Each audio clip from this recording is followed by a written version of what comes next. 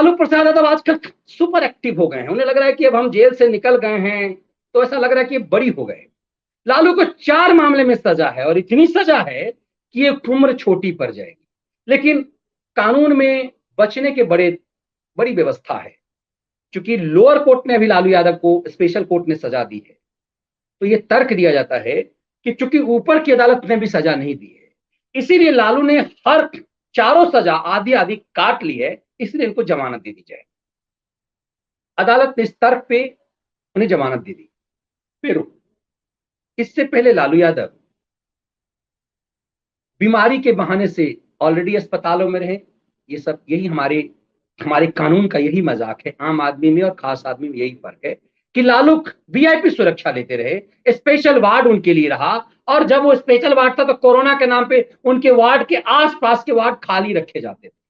सरकार चूंकि झारखंड में कांग्रेस और आरजेडी के सहयोग से थी, तो ये तमाम सुविधाएं लालू को मिला करती थी।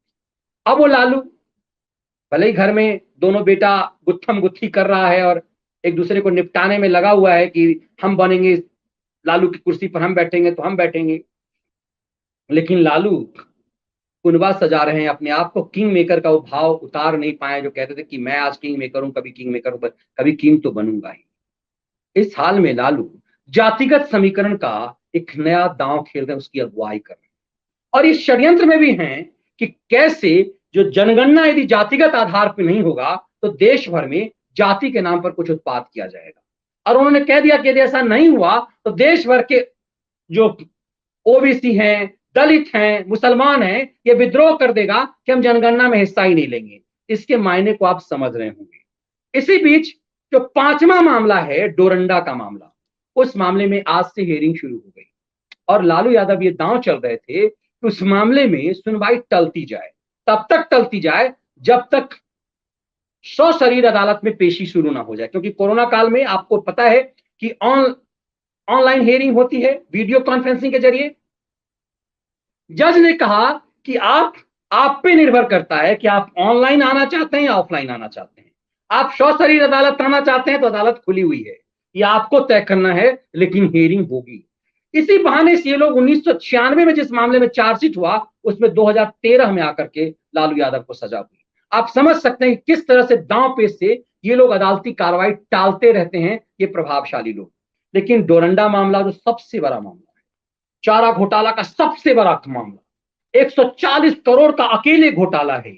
और यही वो घोटाला है, यही वो मामला जिसमें मीडिया में खबरें चली थी कि लालू यादव जब मुख्यमंत्री बने तो चारा चोरी में इस कदर लिप्त थे कि वो ट्रक, गाय, भैंस मोटरसाइकिल से, स्कूटर से ढुलवाते थे, ऑटो रिक्शा से।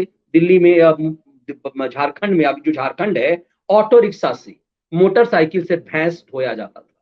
क्योंकि नंबर जो दिए गए थे फर्जी, चूंकि आप फर्जीवाड़ा ही करना है तो वो जो नंबर निकले वो कभी मोटरसाइकिल के निकले, कभी ऑटो के निकले, कभी स्कूटर के निकले।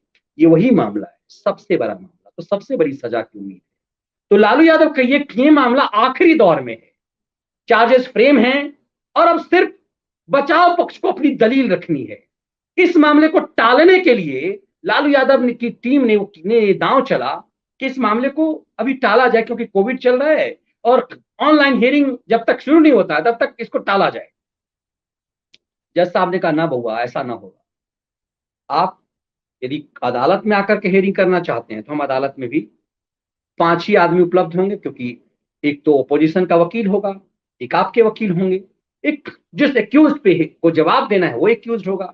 इस मामले में लालू यादव के दौर के जो एमपी जगदीश शर्मा हैं, बहुत बड़े भ्रष्टाचार के मामले में किंग थे, आर के राणा है। तो जज साहब ने कह दिया कि 5 ही आदमी को हम अदालत में बुलाएंगे, दोनों तरफ का वकील होगा, एक्यूज होगा, 3 आदमी यही होगा, 5 से ज्यादा हम रखेंगे नहीं। तो ये दांव फेल हो गया। मतलब लालू यादव का जेल जाना छठे मामले में वो फिक्स हो चुका हुआ है और मामले में 7 से 9 साल की सजा हुई है। इस मामले में उसकी संभावना ज्यादा है, 5-7 इस तरह की सजा, 4 साल की इस तरह की सजा उनकी हुई है। तो अब लालू यादव की मुश्किलें बहुत बढ़ने वाली है। आगे आगे देखिए होता है।